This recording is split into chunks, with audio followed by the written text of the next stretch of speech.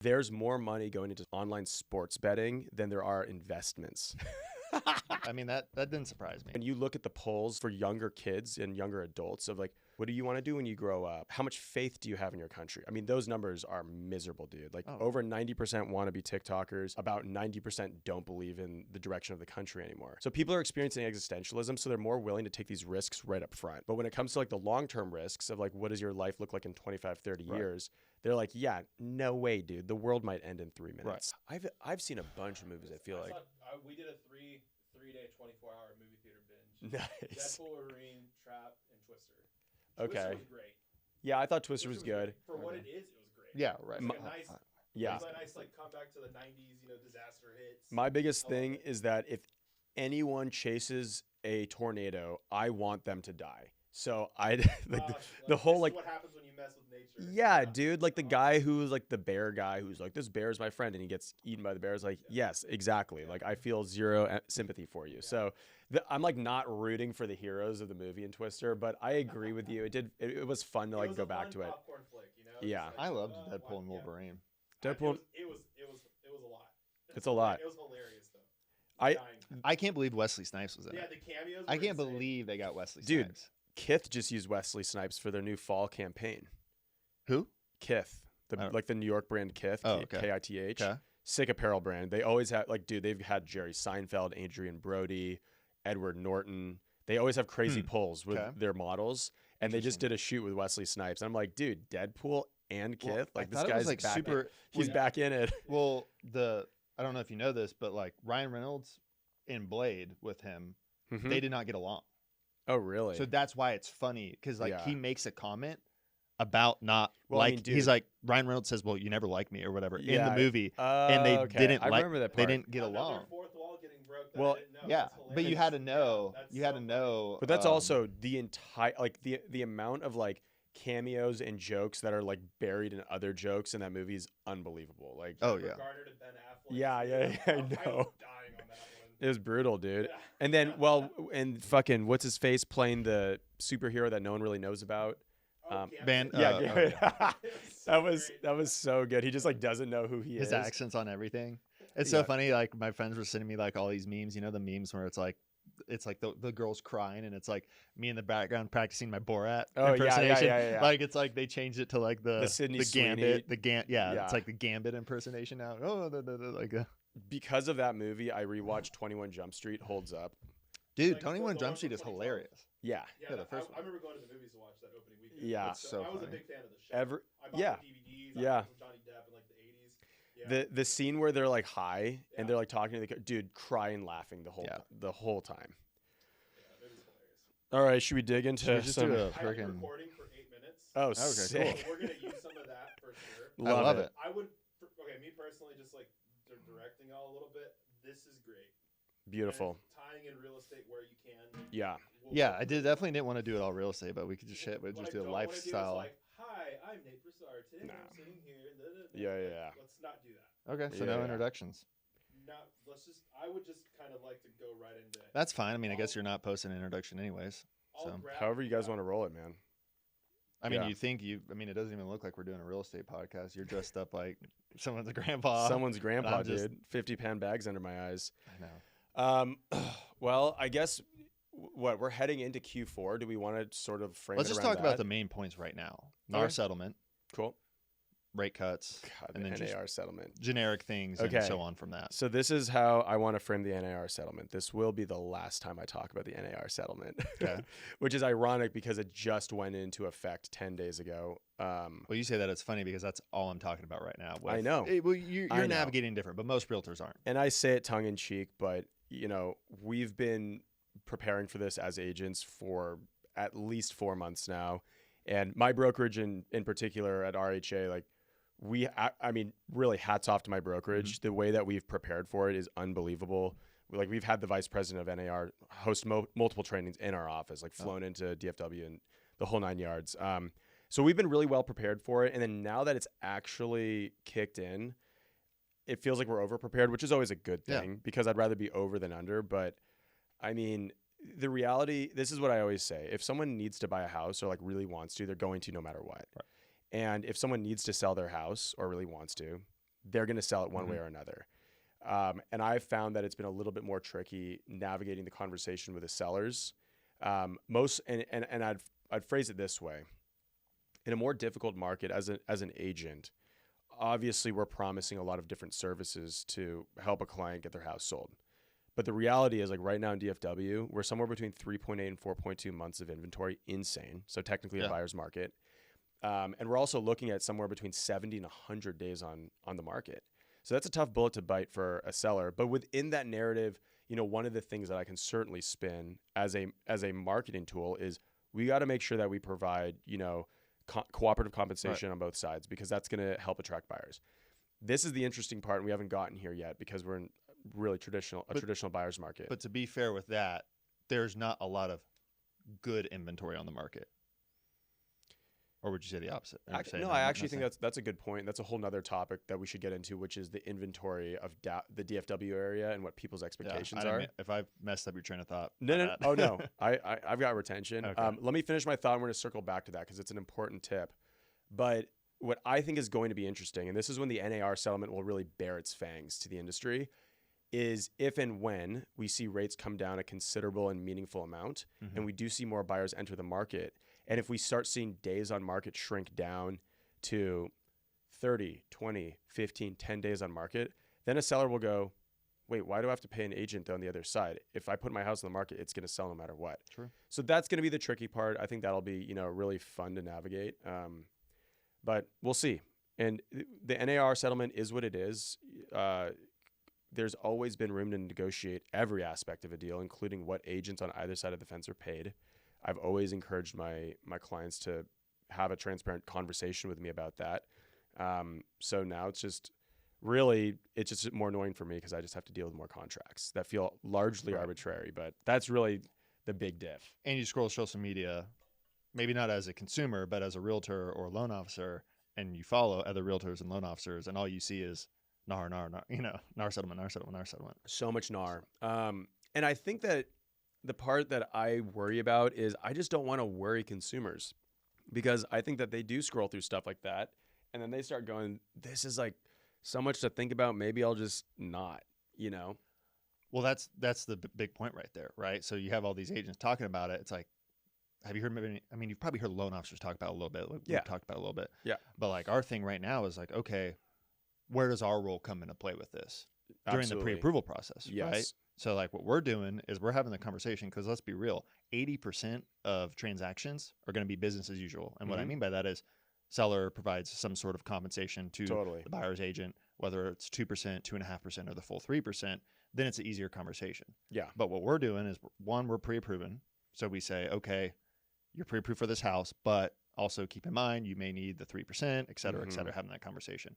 And we're showing them the 4 options, the traditional way, financing it into the loan amount, which to be fair, you can't do that with every buyer. You cannot always finance it in, but we're showing them options, right? Gotcha. Financing into the sales price. So just increasing the sales price, asking for concession. Yep. Or the option that is the most normal that no one wants to do is just simply paying for it out of pocket. Yeah. Right.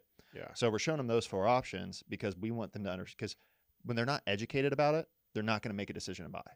Agreed. Right. And I think that's the issue with our settlement. It's creating a lot of confusion, more so than it needs to be. Agreed. Right. It's very simple. There's a conversation. You sign a form up front. Well, I think it's great that you guys are having the conversation too, because I think when the whole thing started, it felt very pointed at real estate agents. So we felt a lot of responsibility to, bear the brunt of that education. So knowing that at least your crew is also getting in front of it is awesome, because then it's kind of like this 1-2 punch that really isn't making the folks we work with afraid, but really just giving them the tools they need in order to like go through the transaction and feel good about it. You mentioned something that I was curious about. So if you do ramp up, let's say you ramp up your offer 3% and ask for a concession, that technically does create a barrier on your concession amount, or is there now going to be a new loan product where we can still ask for additional concessions for other parts of the deal? Great question. This did come out a couple months ago, and I still think a lot of people didn't understand it. So when you have FHA conventional, different loan products have different max interested party contributions. Correct. So concessions. You can only ask for so many concessions. So, like for example, a conventional 3 or 5% down, the max you can get is 3% of sales price. Yep. If you want to pay your buyer agent through that, meaning you want the 3% for the buyer to like buy down their rate or closing costs or whatever, you can still say, let's get 3% to pay my agent. Two separate things. Interesting. So it is two separate things. It's not looked at as interested party contribution. Do they have to be a certain kind of a like pre-qualified buyer, or is that like kind of like across the board for FHA? No, it's across the board. Okay, so that's might be the most important thing about this whole interview. It's not going towards interested party contributions. That's cool. That's because you guys submit that form, and I can't remember the name of it, but agreement between brokers. Correct, and it will be outlined there. Gotcha. Right? That's great, and that's the thing is like I think that a lot of creativity will come through with this. That is also if the buyers, because technically the buyer's still paying for my work, right? So that is still if they're willing to pay for it. But like you mentioned, 80% of the time, I really do think that sellers are going to be covering it, and it will become a lot more interesting if and when we see the market sort of recover due to interest rates, due to us getting past the presidential election, all those things. Because right now we're in a pretty interesting stagnated market, I would say. And if you think about it right now too, and from deals we've worked together and deals you've worked with probably other people, you do see in this market a lot of interested party contributions, meaning people asking for temporary buy downs, permanent buy downs, because rates were so high. Yeah. I think as we kind of get towards a more normal interest rate, say mid to upper fives, you're going to have less people asking for those buy downs. So it's going to give more opportunity to ask for those concessions for buyer agent commissions. Yeah. Right. Because if you ask for too much, it's either not going to appraise or the seller's going to say no or whatever. Right. This is so agreed. And what I've seen in the deals that I've been doing lately, which I think is a beautiful thing, is a lot of listing agents go, of course we're providing cooperative compensation because that's what I would want. And we're able to connect on that. And it's a beautiful thing. Now, there's an aspect of the industry that is less humane than working with another agent, which is investors and folks who have these large portfolios. Interestingly enough, I've seen a lot of divestment of those properties in this past, I would say, 6 months at an amount that is a little strange to me. And so I see those folks not paying the buyer's agent commission because they don't really care. You know, and it might be similar to like folks who use Opendoor or something where it's not uncommon to see a house sit on the market for over 100 days. They're saying, we don't really care. Someone's going to come and buy this eventually. And it might be someone who's unrepresented. We don't really care one way or the other. So I think that might be a part of the industry that gets a little bit sticky. But I do think that most agent represented sales and deals are going to be pretty cooperative. And one thing to keep an eye on is the piece of legislation that's pushing for, you know, PE firms and hedge funds to divest their portfolios. And it does look like we're getting pretty close to that possibly happening. Really? Yeah. And if that does, I mean, if it does go through, it's going to be Wild West. It's going to be nuts. Yeah. I mean, that'd be houses hitting the market. It would be essentially 6% increase of all single family inventory every year for 10 years. And a 6% increase is a lot. Like that's hundreds of thousands of homes. It sounds like the proposal is a 10-year trajectory where every year these firms are required to divest 10% of their supply. And I think it's somewhere between like 50 and 60% of single family homes in America are owned by PE. Who's pushing that? This is like the government, like the federal government. What party? It's totally bipartisan. Really? And the thing is that I think that in theory, it's pretty awesome because what they're saying is like the cost of housing has gone like through the freaking roof. And it's like, yeah, it really has. I mean, parts of Dallas have, you know, gone up like 40% in some areas, which is a lot. Yeah. The problem though is like if someone bought their house in the past 5 years and then the value of their house like drops tremendously, then they're going to be underwater on their mortgage. So it's one of those things where I'm like, okay, long game. It's like if we could make the average home in America $200,000 again, that could be like pretty. But like there's going to be some blood in the streets between here and there. Right. Well, and I still think where this is going to really benefit is first time home buyers. Totally. Yeah. And I could be completely wrong. Like, do those hedge funds, do they own, you know, I don't know, move up homes You know what I mean by that? Like 3,200, 4,000 square foot single family homes? Probably not. It's probably like the 3-2 ranch style. Sure. Right? I think that's a great point. I guess my one kind of like, and I'm not a doomsdayer, but when you look at our first time home buyer pool, it's a little doom and gloom. Like millennials, there's like millennials who don't even have their driver's license, man. You know, let alone have the ability to commit to a relationship or buy a house. A lot of the first time home buyers that I see and that I work with, they're in relationships. So it makes them economically viable buyers, but also they're people who have proven their track record of being committed. So that's why I'm a little bit like, okay, so let's say this whole thing works. Let's say it doesn't destroy the real estate market. Let's say the average starter home goes down 30%. Okay. Who's buying? Is the lower ticket price going to attract that person who's, you know, spent the past 7 years playing video games in their parents' basement? I don't know. Yeah, but I mean that is a good point. It depends. I would say it depends, because I think the problem with a lot of millennials, and I've had this conversation actually literally the other day, is they're so used to the high amenities of these apartments that they don't want to go to a home that's not perfect. Right? Totally. Yeah, they don't want to go to a home that's got Formica. You know what I mean? Nothing is Formica countertops, but like, no, they probably don't even know what that is. You're so right. And I mean, I've had these conversations with so many young first-time home buyers. Like, their expectations are high. Yeah, and it's because they've been living in these bougie-ass apartments in Dallas. There was something that I was going to mention on that. Oh, there is an interesting statistic that I just read that Gen Z is actually outpacing millennials in home ownership. So I could see that for sure. So that might be a little bit of a light at the end of the tunnel, is that the younger generations might be, you know, getting with the program a little bit more.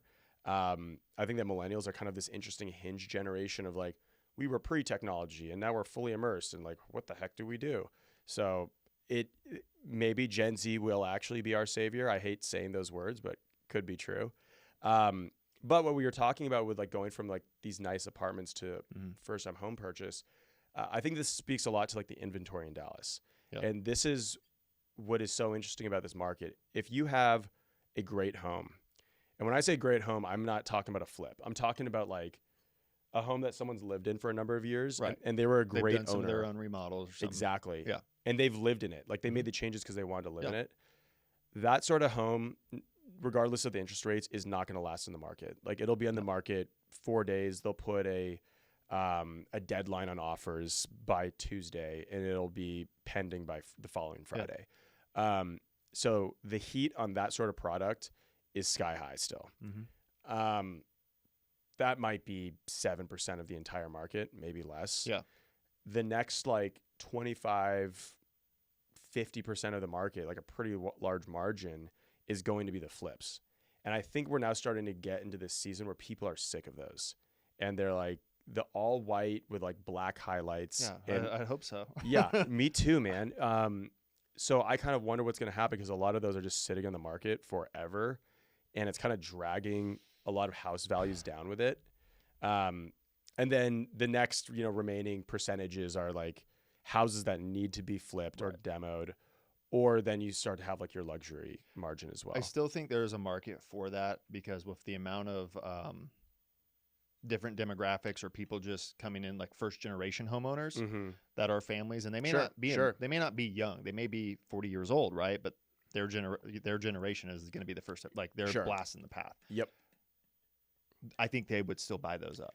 I think that's a great point. Not that there's anything wrong with them, no. But like, compared to, I don't want to say like a spoiled millennial that's grown up, like you're totally right. Upper middle class, living in a nice apartment. Mom and dad paid for it through college. Now they pay for it on their own. Yeah. They don't want that flip. They're like, oh, this material is not, the greatest, right? Where somebody else whose family lived in a different country and all shared one home, come here and they're like, oh, this is great. Yeah. We're buying this all day long. I think that's a great point, man. And that's, that's a tough demo to market to. That's certainly not my demographic. And I'd love to find a good way to be able to communicate with those folks more, because again, there's a lot of inventory for that sort of deal.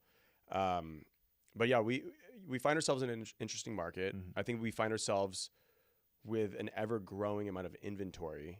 And some of the inventory may be an affordable price point, but to your point, a lot of the buyers that we may share more commonality with aren't necessarily looking for that sort of thing. Sure.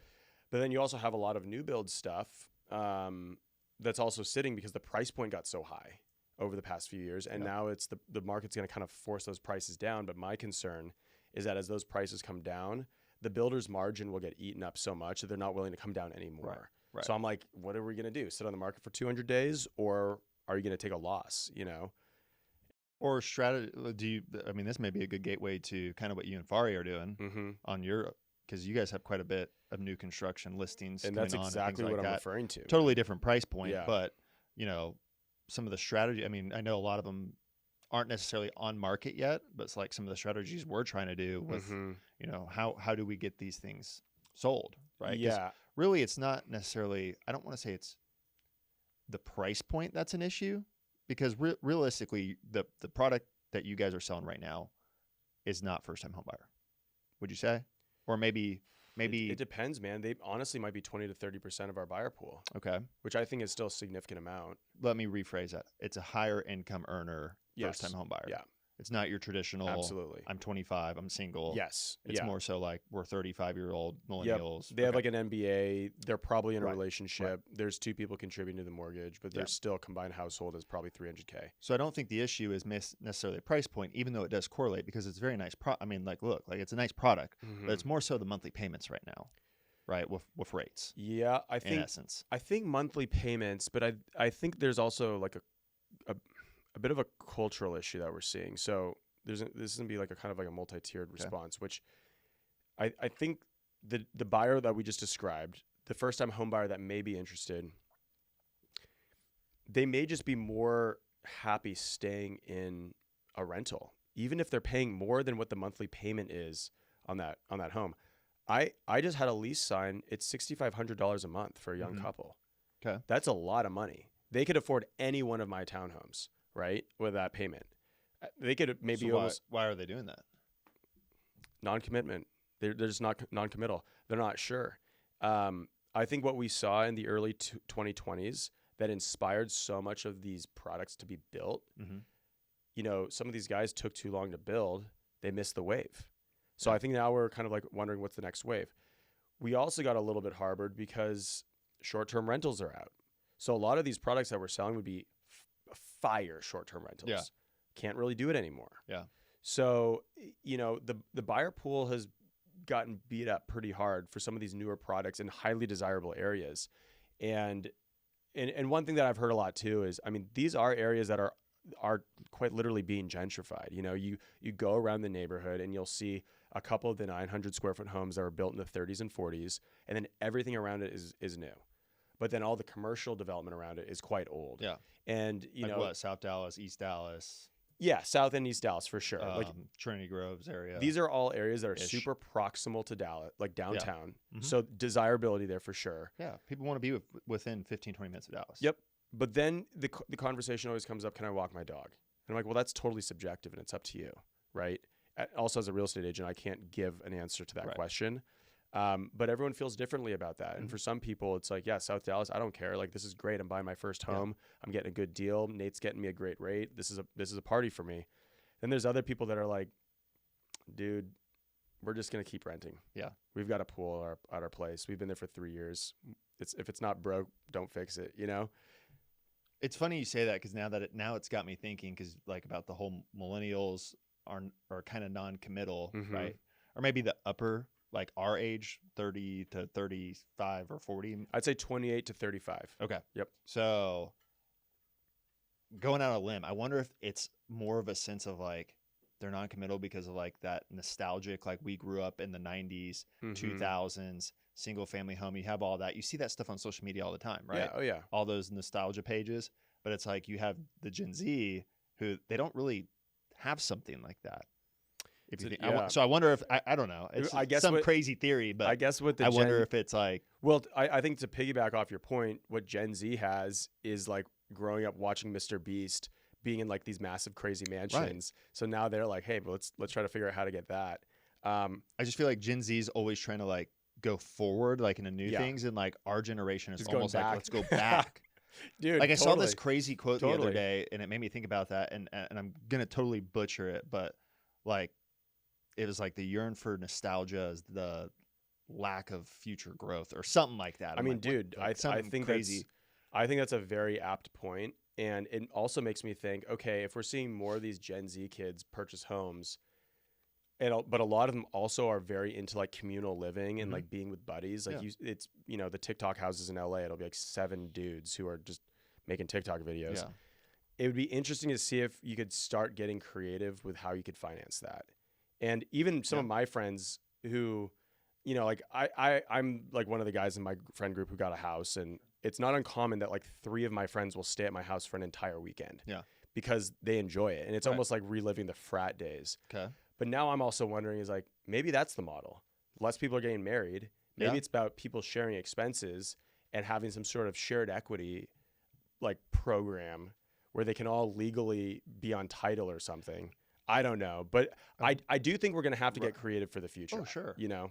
Well, I mean, you don't all get on title. You all combine 7 people in LLC. Sure. LLC buys the home. Yeah. Some sort of, you know, non-QM financing, private money financing. Yeah. Who knows? Well, for a while there, they were talking about, not for a while, but like there was articles. The guy who did WeWork was trying to do something similar to that, I think, like a shared equity, like apartment complexes or condo. I mean, that guy was scrambling to make use of all the buildings that he got and is tanking his company. But so I'm sure he was getting creative. He's probably doing ayahuasca every night, just like, how do we make these buildings work? But there's actually a company here in Dallas that's been acquiring some of theirs. And WeWork spaces? Yeah. I just was talking to a guy and he's like, yeah, we just got like 3 WeWork spaces. Because WeWork like absorbed like some of the sickest downtown like historic properties. And I think that they got a bunch of tax credits through that. Interesting. But then it's like COVID kind of gutted them. And I think they bit off a little bit more than they could chew. I mean, that whole industry, that 2008 could pop up for commercial. And we don't even know. They could be hiding in front of our eyes. I'm no expert in commercial, but I think right now, my silver lining is like, I'm really just curious what 2025 will look like. I think that there's a lot of promise with rates. I think that, you know, everyone is no matter which way it goes, everyone is extremely ready for the presidential election to be over. And I think that once we kind of like get through the muck and the mire of the remainder of 2024, we may be able to like look at the market a little bit more clearly. But for right now, every single day is just like, what's going on? Right. You know, it like rates could change, you know, the buyer market fluctuates in crazy ways. It'd be nice to have a little bit lower of interest rates, which that's already happening. It's already happening. Already announced there. September 18th. Yeah. Rate cut. And why we're on air. I get this question all the time. So I want to address it. Because people are like, okay, rates are coming down. I'm like, well, rates haven't cut yet. Like, because people are wanting to refinance. Oh my gosh. I'm like, listen, rates haven't.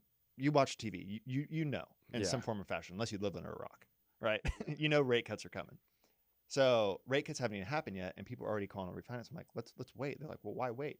They're like, rates are coming down. I'm like, rates have only come down because the yield spread has come down a little bit. And what I mean by that is like, everybody knew when rates went up, rates were about to come back down in 2-3 years. Sure. Maybe even less, right? Yeah. So all these investors who buy these mortgages were like, well, we don't break even until after 2 years of servicing a loan. Yeah. So if it's going to refinance, we're not going to make any money. Yep. So like, how do they make their money? Because, you know, wheels still got to turn. So that spread over and above the actual interest rate got bigger. Yeah. So that's coming down right now. So you have that coming down and we're mid 6s? Yeah. So a couple rate cuts happen. 5.75, 5.875 next 12, 18 months. Yeah, I mean, consumers are so reactive to the news, like extremely reactive to the news. So it's like, oh, Jerome Powell's going to be nice to us today. Probably should call up Nate for a refi. Yeah. It's like, it's a lot more complicated than that, man. It's, you know, the spread in the yield of what you are talking about is it's such a real thing. But I also still think like, if you want to get into the market, buy the house. You know, the difference of a quarter point on your interest, that shouldn't be what's stopping you from buying a house. You know, the market goes up, the market goes down. There's fluctuations in rates. There's opportunities to refinance, but it really just comes down to the decision of, are you going to get into the real estate market or are you not? And I think that narrative was very strong during the early 2020s. Yeah. And I think that unfortunately there's been a lot of narratives in the news that have freaked out our younger buyer pools. Mm-hmm. People are very concerned about, geopolitics, foreign affairs, wars overseas, and they need to be more worried about what they're doing here. And my whole thing is like, to the folks who just signed a $6,000 a month lease, you're spending 72 grand a year, my man. $72,000. You can buy a great house in DFW for that. But I think that when people are super stressed out by these externalities, they stop worrying about what's happening right here, Yeah, so that's $6,500 a month, you said? Mm-hmm. That's like a 5%. That's 80 grand. That's like a 5% down payment on a, I don't know, $800,000 house. Yeah, it's minimum down. It's a lot of money. Come up with a down payment, and you got, But I think that people they look at, they're looking at this. But that's why they're also worried about their monthly payments. They're looking at this. They're not looking out there. They're looking at this, and they're also probably looking at everything: student loan debt, right? Credit card debt in general, yeah, right? Dude, credit card debt's nasty. I also just saw an article. Oh man, if this isn't like a sign of the times, I don't know what is. There's more money going into online sports betting than there are investments. I mean, that didn't surprise me. It makes sense. It's so brutal, dude. Again, people are looking right here. They're not looking over there. Right, because they'd rather be spending money on all these other things rather than a home and all that. Self-funding, like I'm self-employed, obviously, self-funding a 401k and a Roth and all that. And I'm like, should I be doing this? Like, should I just get into sports gambling, man? Like all these like ads in the podcast I'm seeing are looking real good. Yeah, you make some money. It's real confusing, but I think the whole you can make some money thing. It's the same going to Vegas. Like if you're up $200, walk away, but that $200 is what your groceries for next week, right? Like it's chump change, man. Like I remember when I was in high school, I'm from the area, so we'd jet up to Oklahoma for casinos. Yeah. And I'd go there, and I'd be super juiced if I won $200. Oh, for sure. Ecstatic, right? That's where I start. Now it's every time. If I can't go up there and at least win $1,000, it's what's the point? I know. It's not even fun. It doesn't even give you that that thrill. So yeah, okay, so this relates to something interesting that I think ties in with all the kind of cultural topics we're covering, but it's I think people's risk tolerance on the short term is going way up because everyone is experiencing mass existentialism, right? Okay. When you look at the polls for people for younger kids and younger adults of what do you want to do when you grow up, and what is your how much faith do you have in your country? I mean, those numbers are miserable, dude. Over 90% want to be TikTokers, and about 90% don't believe in the direction of the country anymore. So people are experiencing existentialism, so they're more willing to take these risks right up front. But when it comes to the long-term risks of what does your life look like in 25, 30 years, they're yeah, no way, dude. The world might end in 3 minutes. Right. I'm going to go on, this sports betting app and drop my last week's bill. 1,000% agree with that. Yeah. I mean, because it's and then you look at you tied into real estate. Real estate's a long-term game. It's a huge It's not a short-term. Yeah. No matter how you spin it, okay, maybe if you get in flips and you do a good job, maybe it's short-term, but that's still 7 to 12 months. The bottom line is you got to take some freaking hits when you get into real estate. And I don't think that the younger generations are necessarily cognitively poised to sustain those sorts of hits. Yeah. Because they'd rather just get gutted and then figure it out. I mean, why not? Yeah. I don't know. We'll see. I mean, I'm just hoping right now that even more so than rates coming down. I mean, rates are going to come down, and I don't want them to go back down to 2 or 3%. No. Be a great position, but I'm more so let's get past the election. Mm-hmm. Let's, no matter what side you're on, come together in some way or another, right? And we can all celebrate that Chick-fil-A is launching a streaming platform. I don't know, and not have and not have a hard landing with the economy. Yeah. That's kind of more important right there. Dude, and I read an article today that groceries are probably going to go up another 18% over the next 12 months. And I'm dude, okay, let's dial that back a little bit. Cost of goods is getting a little insane.